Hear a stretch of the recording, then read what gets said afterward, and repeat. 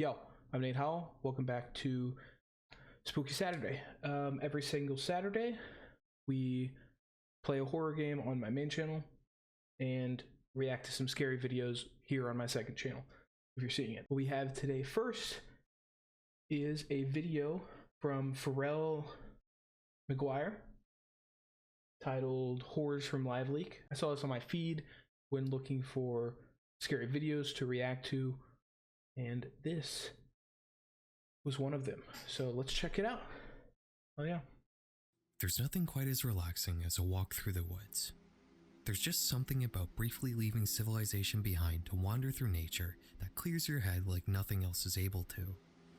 But as calming as a hike can be, this activity does potentially invite some. There's nothing quite as relaxing as a walk through the woods.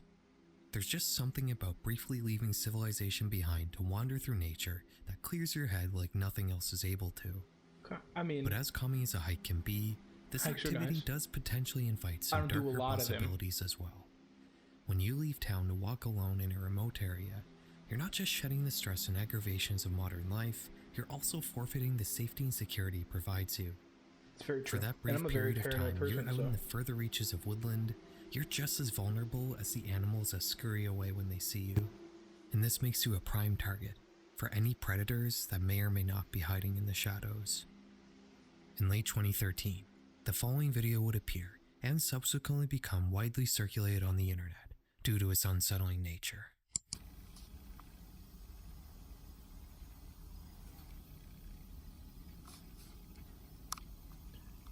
Of course, it's blurry. Can't have a scary video without it being blurry. Don't like the set. Is that a person? No? Oh, that is a person. I was looking at the left of the screen.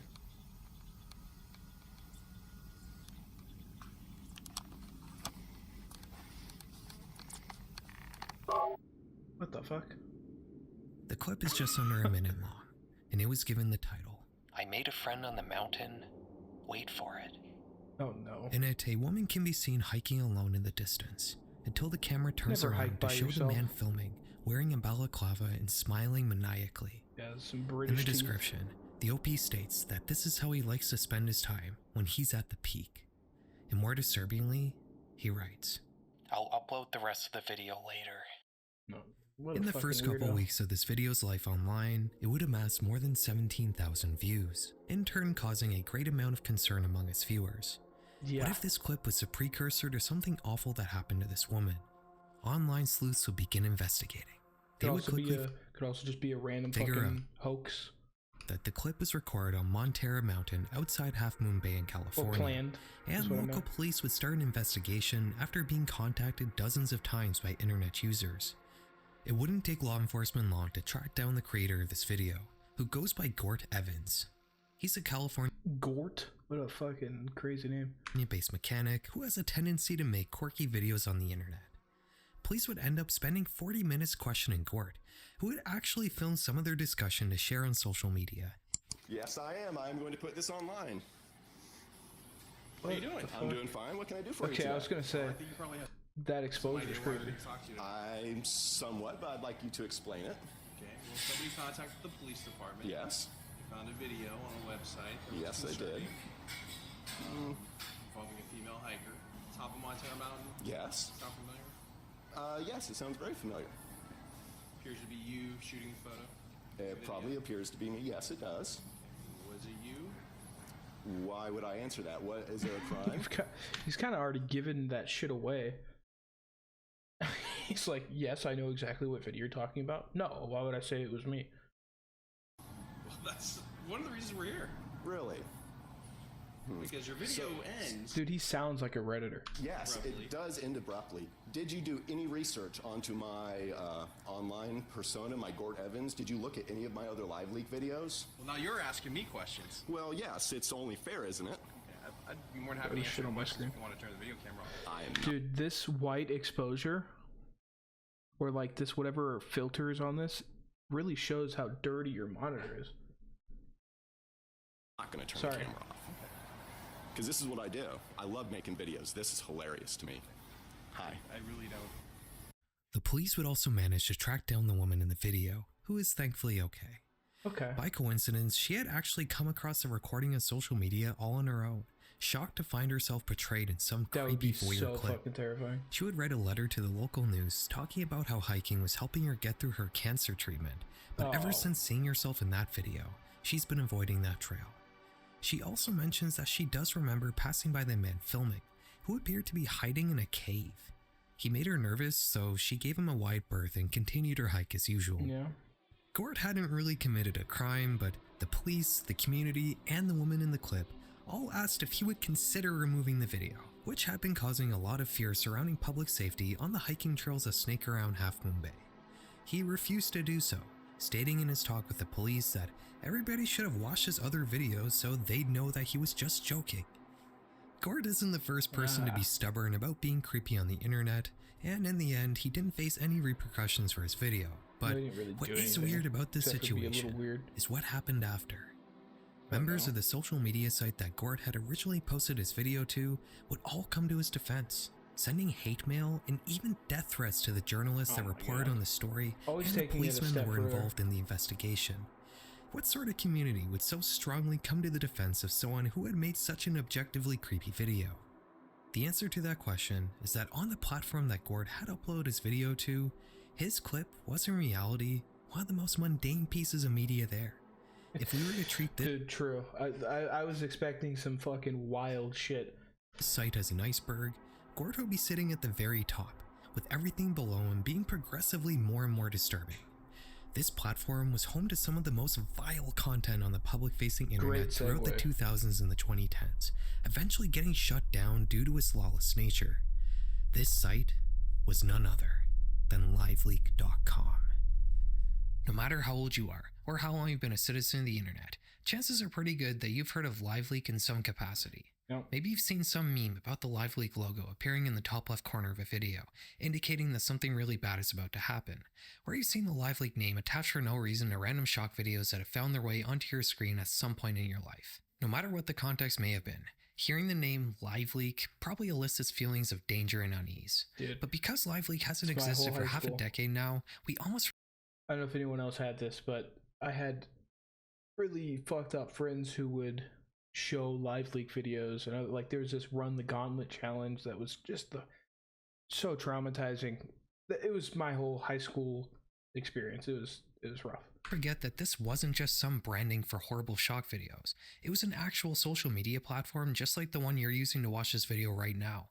And it has a history that I've never seen told on YouTube before. The story of Liveleak is inseparably tied to the time period when it was most popular. Nowadays, shock content isn't as centralized as it used to be.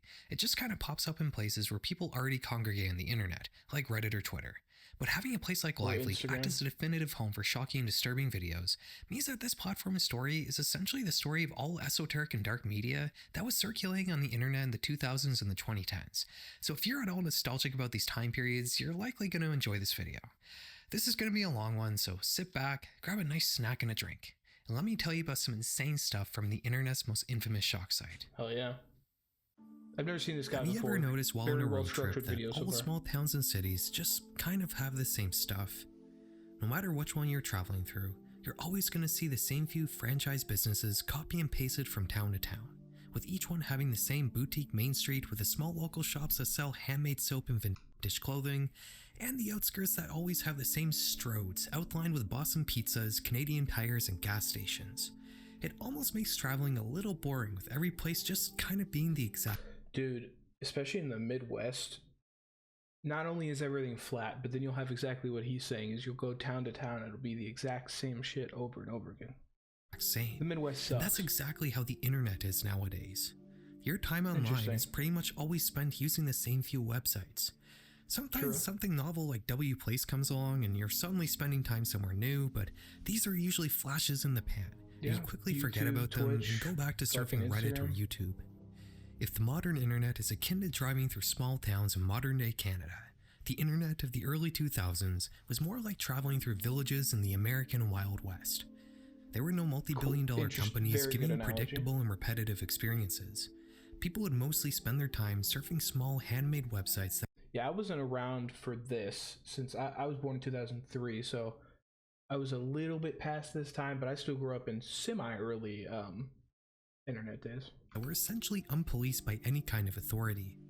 While internet service providers could and sometimes did block access to websites that shared shocking or cross content, this rarely happened, and the internet users of Web 1.0 were pretty much free to share whatever they wanted on their own sites they hosted and maintained themselves. And believe me, they absolutely took advantage of this truly unrestrained free speech. In the year 2000, a mysterious team supposedly based in the Netherlands would launch a site called ogrish.com. The goal of their platform was to host and share shocking video content, such as clips of car accidents, war footage, and videos of people getting hurt or killed in various ways. This wasn't a new idea. Shock sites were a dime a dozen in this era of the internet, but there was something special that set Ogrish apart from the rest. While Ogrish may have started out like its peers, posting whatever shock content they could just for the sake of it, they eventually would reframe the mission of the site to be more oriented around current events. Instead of just sharing random clips of people dying for no real purpose, Ogrish would instead begin to share these videos with some context and sometimes even a story attached to them. They wouldn't be reposting the same 15-year-old Faces of Death shock videos. They would start to focus on posting fresh content that was relevant to the modern day. The creators would write a script that would scan extremist Islamic web pages to alert them if any new media was found. They would begin hiring people to hunt down the latest pieces of shock media attached to current events happening around the world. This rebranding as a sort of alternative news source skyrocketed Ogrish's notoriety, also landing them in a lot of hot water. In 2002, Ogrish would be investigated by the FBI after being the first site on the internet to share the video depicting the execution of American journalist Daniel Pearl at the hands of jihadists. The ACLU would actually come to Ogrish's defense here, and the FBI ultimately halted the investigation without any charges being laid. Yeah, I will say the benefit to that is the amount of awareness that putting it out there brings, if that makes any sense. Ogrish hadn't committed any crimes. They legally obtained their footage, often paying to license it. They were merely sharing the horrible things others did, but they weren't facilitating those crimes in any way. Still, Ogrish would only face more scrutiny the bigger it got. In 2005, the site would almost be completely blocked in several European countries due to a Tier 1 network ban. Despite this, Ogrish would still continue to grow, but just 1 year later, they would hit a ceiling of sorts. The hardware they're using to run the site had reached its limit and couldn't keep up with the increasing bandwidth demands. And on top of that, the curators finding content for the site weren't able to find videos fast enough to keep their ever-growing user base happy with fresh content. This slow rollout of new stuff to see wasn't much of a problem before, but ever since the advent of a new rival platform called YouTube, it was becoming a growing concern. On YouTube, you didn't have to wait for the site's administrators to find new stuff. Users could put up their own videos, making for an almost endless selection of clips to watch. YouTube might not have been meant for sharing shock videos, but they did find their way there sometimes, and regardless, they were still stealing attention away from Ogrish users, which was becoming more and more of a problem as time went on. These issues would eventually be the end of Ogrish, but the team behind the site would partner with another team in the UK to create a new platform from its ashes. Interesting. On October 31st, 2006, users who typed ogrish.com into their web browsers were redirected to a new site called Liveleak. This platform looked much more clean and corporate than Ogrish. Yeah, it looks a lot like YouTube in a way. Appearing not too different from other normal video hosting sites from the same era. The mission wasn't different from before. This was still very much a place to see shocking videos of the horrible things happening around the world, but the difference with Liveleak was that users could upload their own shock videos to the site, which would sit alongside the curated content shared by the platform's administrators. When Ogrish had transformed into Liveleak, it was still a pretty niche site on the internet just by nature of being a shock site, which is a sort of place that's destined to be outside the mainstream. But surprisingly enough, Liveleak would indeed become a key part of the mainstream mere months after launching. At the very end of 2006, former President of Iraq Saddam Hussein was executed after being convicted of crimes against humanity. While the Iraq government shared an official video depicting the moments leading up to his execution but not actually showing the act itself, one of the guards in the room happened to film the hanging on his flip phone. He would then share it on the internet. It's unclear where this video was originally posted, but in any event, it eventually found its way onto Liveleak, Damn. which is how the world at large saw how Saddam Hussein got killed. Liveleak would blow up after the Saddam video was shared on it, with British Prime Minister Tony Blair directly mentioning the site in his statement on the event. With YouTube beginning to enforce their newly established community guidelines at the time, Liveleak instantly cemented itself as a risque counterpart to that platform. If it wasn't allowed on YouTube, dude, this is sick. I didn't know all these beginnings of Liveleak. Chances are it would find its way into Liveleak. When I first went on Liveleak in the late 2000s, it had a reputation for being the dangerous version of YouTube, at least among us kids. It was the sort of site your friends would show you after turning off all the lights at midnight during a sleepover. It was where I first saw gore. Yep. And it was how I initially learned about the awful things people do when they're fighting a war. Saddam Hussein's execution was a pretty big indicator of what was to come on Liveleak. The first few years of the site mainly centered around the Iraq War. This was the first time in history combat footage could be instantly seen by the citizens of the country fighting it. Yeah. Before Liveleak, raw images and videos of war were hard to come across. News companies often left out the more gruesome details, and with official legacy media being your only... Dude, and fast forward to nowadays, and just every single skirmish, every fight, you have videos of on the whim, whether it be from X, Twitter, Instagram, wherever. It's just the next day or the day of. Information source, you end up a little shielded from the morbid realities of fighting a war. This wasn't because legacy media wanted to shelter their viewers from more shocking content, it was also a shortcoming of the information networks that facilitated the mainstream news at the time. Liveleak changed this in a big way. Not only could the people on the ground in the war share their experiences directly with others on Liveleak, but legacy media would also use the platform to run more negative stories about the Iraq War using media they found on the site. Studies show that an average person's support for a war their country is fighting is lessened when they're shown graphic clips of said war, and I don't think it's a coincidence that the decline in support for the Iraq War in particular just so happened to coincide with Liveleak's explosion in popularity. Interesting. The Iraq War would... Yeah, I mean, it's really easy to sit there when you're not seeing it firsthand and be like, yeah, this is a good thing. And then the second you're living there or seeing it on the internet, that's when it really starts to kick in of like, holy shit, it's real at that point, you know? And in 2011, partially due to declining support for American citizens, but Liveleak would continue to thrive over the following decade. Anytime anything graphic happened that the news wouldn't show you, people would flock to Liveleak to see it completely uncut and uncensored.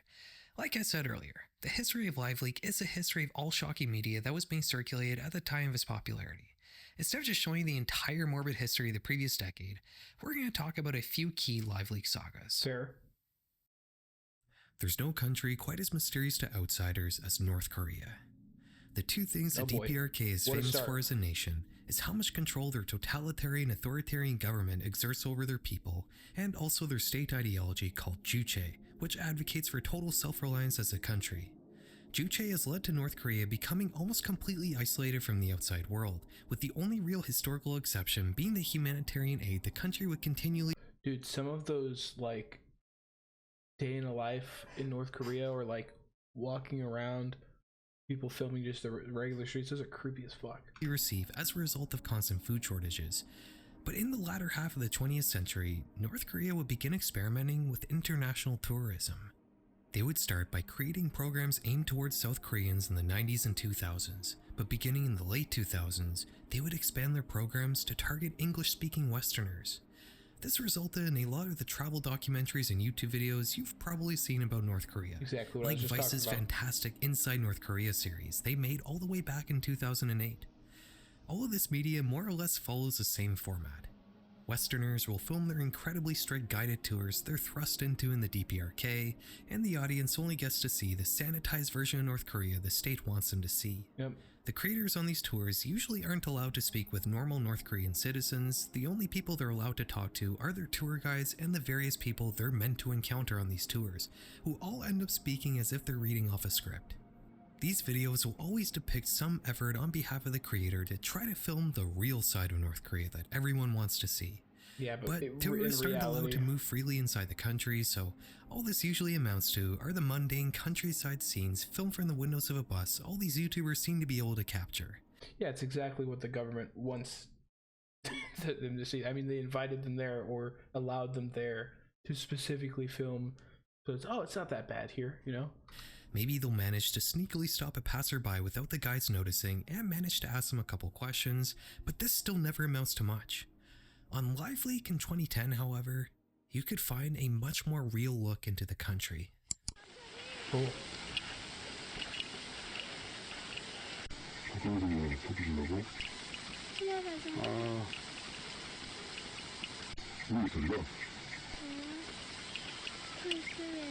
She looks rough. This video, seemingly filmed on a flip phone, depicts an interview with a homeless woman in rural North Korea. She appears incredibly thin and emaciated, giving her the appearance of somebody much younger than her real age of 23 years old. The clip only lasts for 36 seconds, and in that brief span of time, the woman divulges some disturbing details about her life, like the fact that she doesn't have anything to eat and that her parents are both dead. Since Liveleak hasn't existed for 5 years now, I found this clip on Reddit, with only the infamous Liveleak watermark in the top left corner to tell me where it originally came from. There are several uploads of this video floating around different subreddits, with each one mentioning that it was filmed by a North Korean journalist, and also that the woman in the video was later found dead in a cornfield. This video is a stark contrast to the sanitized North Korean tourism videos filmed by Westerners from the same time period. It really renders their efforts to capture the quote-unquote real North Korea completely invalid. This isn't a brief glimpse of some guy in a field filmed from a bus window. This is the real thing. But how did this clip even come to be? This obviously wasn't recorded by a tourist. This was captured by somebody who had real access to the country. The cameraman in this video, while their voice is purposely altered to hide their identity, is speaking Korean. And considering the woman isn't surprised to see him, we can assume he probably is Korean himself. I wanted to get to the bottom of where this video came from, and while normally on this channel that process can be time consuming, this case was actually very easy. Merely googling North Korean homeless woman brought me to the source of this video. This clip was the result of a project called Rimjin Gang, News from Inside North Korea. Started in 2007 by a group of Japanese and Korean journalists, Rimjin Gang is an undercover journalism operation that works with North Korean operatives to smuggle footage taken inside the country. The journalists travel to the Chinese border and make contact with willing citizens from North Korea, who are then given hidden cameras to film their surroundings. The footage then gets smuggled out of the country into China on hidden USB sticks and SD That's real fucking journalism, dude. Where is that nowadays? cards, where the Japanese and South Korean journalists who receive it do some editing to protect the identity of their sources and to also add some exposition to explain what's happening. If you're like me and you went through a phase of watching all these North Korean travel vlogs back in the day, you should really check out these Rimjin Gang videos. They have a playlist now on YouTube with all the English versions of their videos, and they're unquestionably the most interesting footage I've seen come out of North Korea. It really feels like you're seeing the actual country for the first time. The one thing that really strikes me is that no matter when the footage was filmed, life for these people seems to be more or less the same. If you were to take a video from the 90s and compare it to one taken in the 2010s in basically any other country, you would notice many differences, whether it's the fashion, the home decor, or the technology. But in North Korea, a video taken in 2011 seems to depict mostly the exact same things seen in a video from 1998. It seems like time just stopped at one point, and nothing since then has changed. Filming these videos is a huge risk for these undercover journalists. Definitely. The DPRK has been known to be extremely heavy-handed when punishing people who try to leak or smuggle anything out of the country, like that American college student who stole a propaganda poster from his hotel and was thrown in prison for 1.5 years because of it, ultimately dying after being released to the USA in a vegetative state. Messing with the North Korean government while in the country puts you in extreme danger, and our next Liveleak video shows what can happen to you if you get caught. Uh-oh. A North Korean woman and a man. In this video, which I unfortunately Wait. I don't know that word. Repatriated to North Korea. can't show repatriated to North Korea from China are being beaten. Due to its graphic nature, we see 2 interrogations performed by North Korean State Police. The first is with a North Korean woman who is supposedly accused of crossing the border and sleeping with a Chinese man. The officer is quite physical, shoving the woman around. The clip is very hard to watch, especially with the mysterious red stain on the back wall. The second interrogation is with a Chinese man who supposedly ripped a picture of Kim Jong-il, the former head of the DPRK. In this one, the victim is blindfolded and hit several times with a stick. Above him hangs a picture of Kim Jong-il and the leader before him, Kim Il-sung. The officer forces him to bow over and over again to these photos, occasionally hitting him when he's not bowing well enough. This video was originally uploaded to Liveleak in late 2012, simply titled, "Leak Footage of North Korean Interrogation Room." Dude. The description only really summarizes the exposition already offered by the video, and there isn't much more information to be gathered on this page. Doing an image back search reveals several articles written about these clips, but again, they only serve to relay the information already contained in the video itself, and there's nothing new to learn here. There's several re-uploads on various sites, but they're all taken right from this Liveleak page, with the infamous watermark fully intact in each of them. The only information I could find regarding the potential origins of this clip were comments on this fairly popular YouTube re-upload, which garnered more than 200,000 views. Two comments here mention that this video was leaked by North Korean state security agents that defected and sold the footage to a broker. These are just unverified YouTube comments, so you should obviously take that with a grain of salt. Right. Through a bit more research involving a certain website based around an infamous band subreddit, I was able to track down two older uploads for the two clips in these videos, which both date back to 2011. That's where I'm drawing the line with this one though, as these earlier versions both come from websites that I'm not even going to attempt to look into. Trust me, there are places on the internet that aren't worth your curiosity. Based on that, I would say that these videos have likely both been floating around the darker and seedier parts of the internet for who knows how long, and they just eventually found their way into Liveleak, which allowed them to reach a more general audience. I know I keep saying it, but the contrast between the sanitized version of the North Korea the DPRK wants you to see and the actual North Korea is really something. The supposed good version of North Korea is incredibly strange and goofy at best, and downright unsettling at worst. And nothing quite emphasizes that weirdness as much as this next video.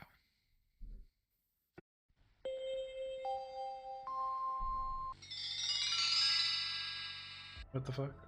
This is like an ad? This is a 2013 propaganda video made by the DPRK and uploaded to the internet specifically for outsiders to see. I'm not going to show you the whole thing, but to summarize it, it describes a dream that I guess the creator of this video had. They dreamt about flying into space on a North Korean rocket. They see such beautiful scenes outside the window, like the gorgeous hues of space and that perfect green earth, which they take many pictures of.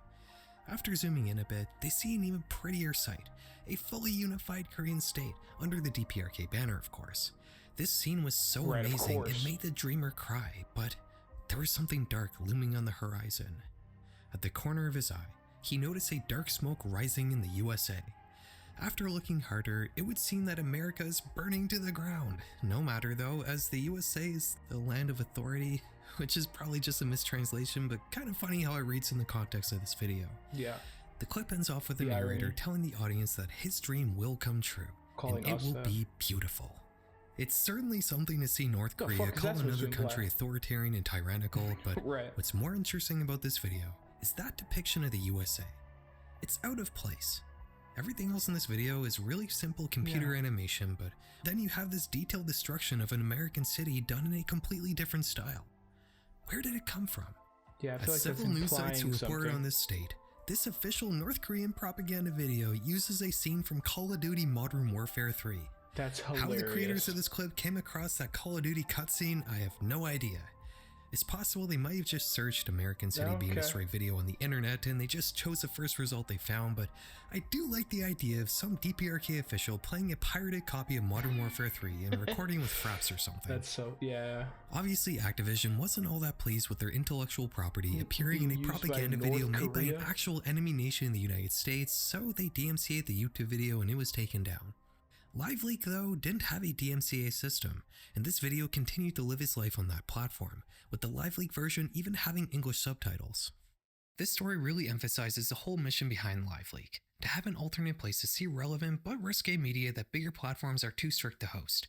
This has led to people getting important information they might not have otherwise gotten, like the 2011 urination. An interesting point to that, I'll skip back a little bit so we don't miss that, but an interesting point to that is like, with Liveleak being banned and a couple of other places getting, like YouTube getting a lot stricter, we're not getting these as much anymore. I mean, the closest thing is X that kind of allows whatever on it.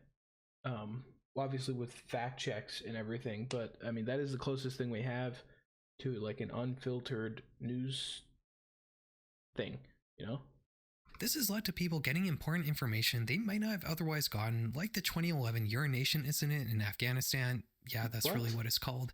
This is a video of US Marines relieving themselves on the lifeless bodies of Taliban fighters. This clip caused an international uproar, one that might never have happened if it wasn't posted to Liveleak. As much as something like Liveleak can't be a public good though, it can also be used in the wrong way. This North Korean propaganda video, for example. Is this really a significant piece of media? Is it important for a platform like Liveleak to host propaganda made by a totalitarian state that regularly does horrible things to their own people? Well, within the context of knowing that they're authoritarian and that it's clear propaganda, I think it's fine. I don't think that the problem is when we get to the point where we start to say, no, you can't have that type of video on there. It's a snowball effect, if that makes any sense, of like, well, we also can't allow all of these things, and then Liveleak gets banned, and then YouTube gets more strict. If that makes any sense. You could argue that all media is important and deserves to be able to be seen, but it would be unreasonable to say that there isn't a line somewhere. And on Liveleak, this next organization we're going to talk about crossed it. Interesting. By the time the USA withdrew from Iraq in 2011, the country was left in shambles after a decade of war. As the government attempted to rebuild the country, their policies discriminating against Sunni Muslims led to large civil unrest in the country. A small group began to go around the different Iraqi prisons to free hardline militants who would then be recruited into their organization. This group rapidly expanded and began to take over territory in Iraq, much like a mafia, extorting the local population for money and resources. They began to move into neighboring Syria, capturing even more land in the process. Eventually, they would control a huge territory larger than many of their neighboring countries, gaining an immense amount of power for what had been a small militant group only a couple years prior. They would set their sights even further though. They didn't just want to take over the Arab world, they wanted to take over huge parts of Africa, Asia, and Europe. And to achieve this, they would start to use the internet as a tool to spread fear-soaked propaganda, ensuring that everyone in the West knew the name ISIS. Yeah.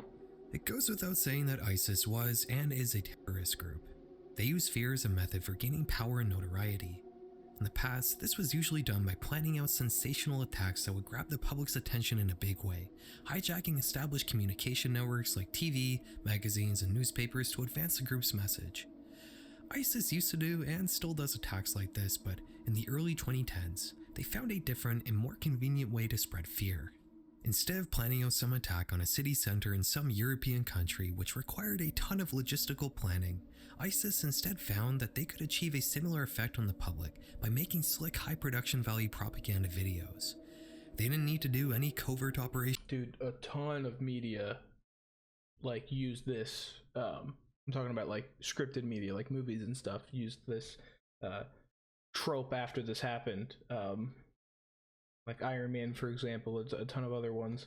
Yeah. In a faraway country, they could just film the horrible things. Just to say the true impact that it had. A similar effect on the public by making slick high production value propaganda videos. They didn't need to do any covert operation in a faraway country, they could just film the horrible things they were already doing at home and post them on the internet. These clips would be produced using expensive equipment, and for the first few seconds they might even look like something taken from a documentary in the Middle East. That is until the people in them start dying.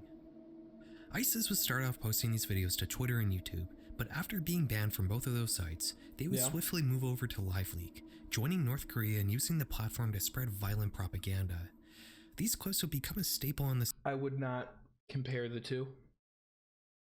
Site. After all, it's pretty rare to see such high production value gore. All of these videos more or less follow the same format. They show ISIS members talking for a few seconds, and then they start killing people. I can't even show you a single uncensored frame from these videos because of how serious YouTube is about keeping these clips off of their site. But needless to say, don't go looking these up, they're truly vile pieces of media. Yeah. Liveleak went from being a site that people could use to expose the evil things they saw other people doing, to a site that evil people used to show off the evil things they themselves were doing. And you know what happened? Liveleak drew a line in the sand.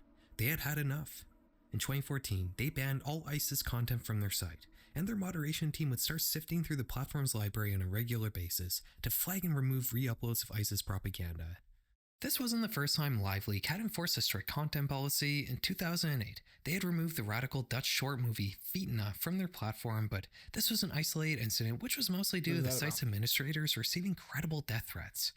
The ISIS ban, though, was a stark clarification of the site's mission. Liveleak was a platform for people to expose the world's evils and morbid realities, not a propaganda amplifier. While I'm sure many of you would agree with this decision, myself included, it would surprisingly foreshadow the site's end 7 years later. Before we get to that though, I feel like while we've gone over what did I say about snowball effect, right? A few of the bigger Liveleak topics, I still haven't given you guys a good idea of the real experience of using Liveleak back in the day.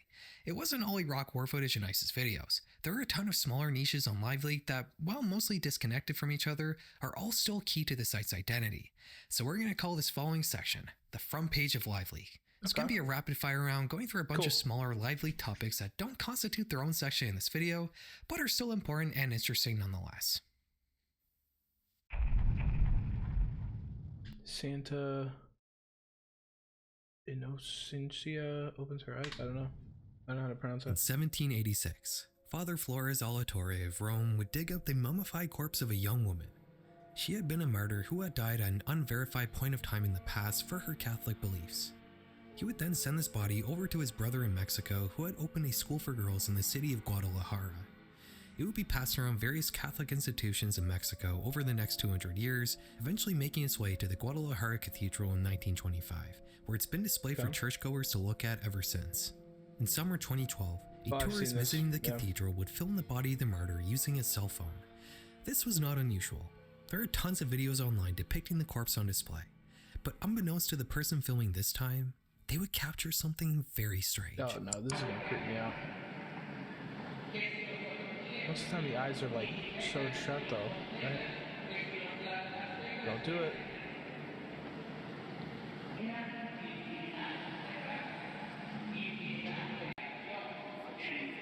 What was that cut about? Yep, okay. Well, that's terrifying. Also, looks like an edit. Like I said, the person filming this supposedly didn't notice what they had captured until they reviewed the footage when they got home, prompting them to upload it to Liveleak. Maybe not. While the original Liveleak page has been lost with the site's deletion, a 2014 re-upload of the clip has garnered 2.4 million views on YouTube. That's creepy as fuck. You guys know me, I'm obviously going to assume this is fake, but I must say that this is really well done.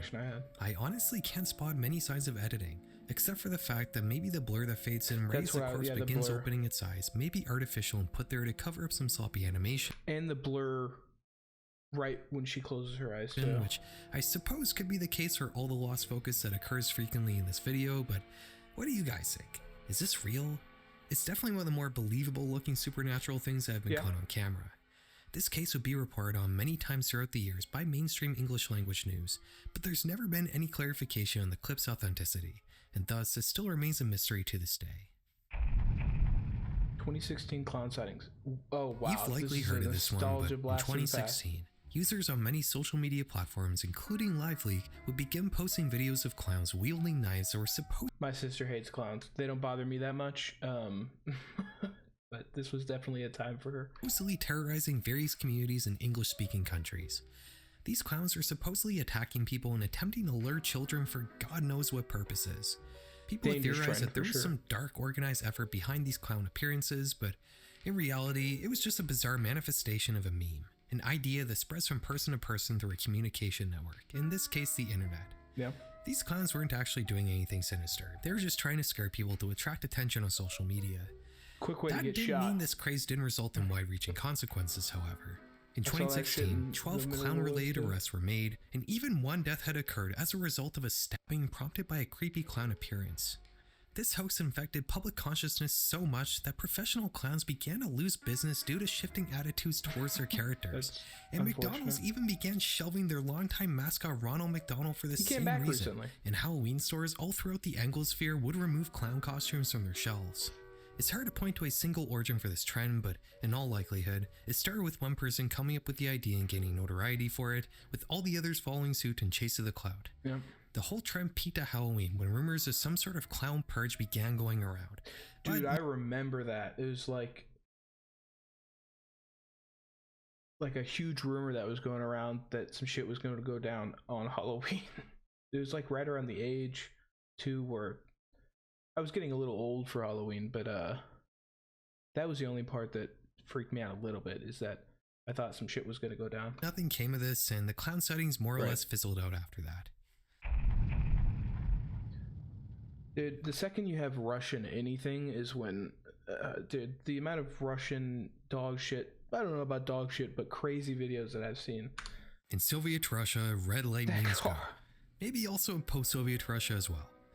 Due to a high rate of insurance fraud in the country, the people of Russia began using dashcams much more frequently than other nations beginning in the late 2000s. Interesting. With so many of Russian roads being continually filmed on a regular basis, almost every weird thing that happened was caught on camera, and they would make their way into Liveleak. Final Destination. All manners of accidents, road rages, and just outright bizarre things would be caught on camera, like this clip which was posted to Liveleak in 2013.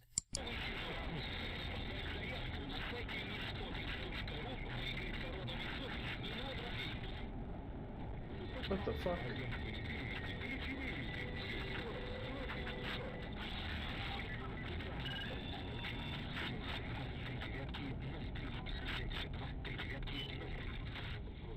This video, which was filmed in the Siberian city of Chelyabinsk, shows the largest meteor Earth has gone in more than 100 years, flying through the sky and then burning up in the atmosphere. That's crazy. At one point, burning even brighter than the sun. While it might seem like from this clip that not much happened on the ground because of this earthbound foreign object, that wasn't the case. When the meteor ultimately exploded, it released more energy than a nuclear bomb.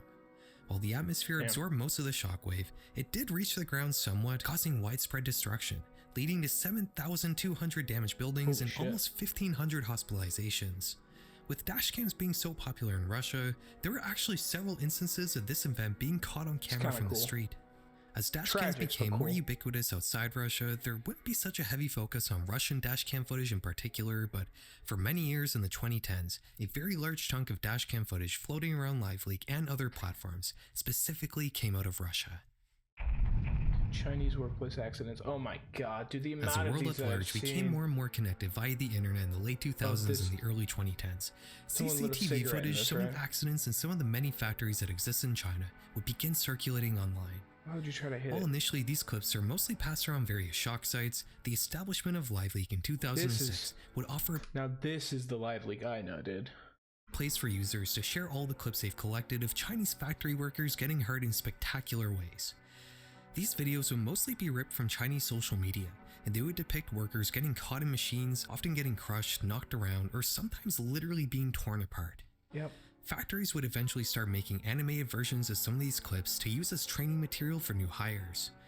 While in the 2010s, Chinese workplace accidents may have been one of the largest niches on Liveleak, the CCP would begin to enforce stricter content policies on Chinese social media, leading to a vast reduction in new clips finding their way online, which leaves this weird genre of media as a relic from a bygone era. Dude. Just like Liveleak itself. In 2019, the infamous Christchurch shooting occurred in New Zealand.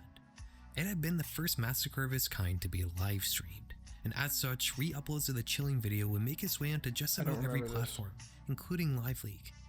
Considering the shooter specifically chose to livestream his horrible act to increase the amount of notoriety he would gain from the crime, nation-states around the world began to take action to pressure the social media platforms of the time to remove the footage. YouTube would have immense trouble trying to keep the video off of their site, with 10 re-uploads being made every time one was taken down.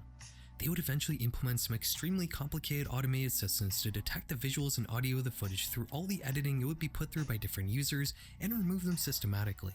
But even this didn't fully solve the problem, as users would still manage to find ways to bypass the system. If a multi-billion-dollar website like YouTube couldn't fully remove the Christchurch footage off of their platform, how do you think the vastly smaller Liveleak fared? After all, their site was set up with the explicit purpose to share footage like this, which led to a large amount of users constantly re-uploading the video to the platform. Liveleak would focus their efforts on manual moderation, but this didn't prove to be enough. The platform would come under heavy scrutiny, with Australia even fully blocking the site in 2020. Now this is one thing I support, is not allowing those sorts of things, because it creates more of those things. And I never support giving names of those fucking monsters or showing their faces either. That same year, Liveleak removed the ability for users to log into the platform, and would remove many of the site's features like recommendations, meaning the only thing you could really do on Liveleak now was watch videos that you already had the direct URL to. This was just the beginning of the end, because in 2021, Liveleak would shut down for good, with the URL redirecting to another new platform, this one called ItemFix. The administrators would post a letter explaining the transition. They mentioned that they had already achieved all they could with Liveleak, and that they wanted to try something new. ItemFix is a safe-for-work video hosting site that's built around preparing videos to be shared on other social media platforms. You can take an existing video and add some minor tweaking to it with a sort of crude online video editor. It almost reminds me of meme generator websites from the early 2010s. While interesting, I do think that ItemFix doesn't really have a solid place in the modern internet. Netizens nowadays have multiple convenient ways to manipulate and remix videos they come across on social media, and I can't help but to wonder how long this iteration of this long-lasting and constantly transforming social media brand will last. The death of Liveleak occurred because of a similar issue. It just didn't really have a place anymore in the modern internet. It may have been a beneficial tool to have 15 or 20 years ago, but nowadays, people have much easier ways to access footage of the various evils and tragedies that befall our world. The recent shooting of Charlie Kirk illustrates this point perfectly. Just about everyone I know has already seen that video, and they didn't need a platform like Liveleak that's solely dedicated to shock material to find it. That's about it for today, guys. I hope you enjoyed the video. Before we go, I do want to tell you guys that this week marks the 5-year anniversary of the last serious album of music I put out. It's called Mere Bleu, and it's the final album I made with my band Liveleak before we broke up. I always get a lot of comments asking about the music I use in my videos, so I figured I'd share a bit more of it with you today. If you're into shoegaze, slacker rock, or folk music, you might enjoy it. I'll link it down below. And as always, guys, thank you very much for watching. Have a good night. Sweet. All right, you guys should go check out Pharrell McGuire. Very well put together video, well paced and everything. I really enjoyed that. I've never heard of this guy before, but everything was I enjoyed it a lot. So anyway, thank you guys for watching. Again, go check out Pharrell. And have a very spooky Saturday. Peace.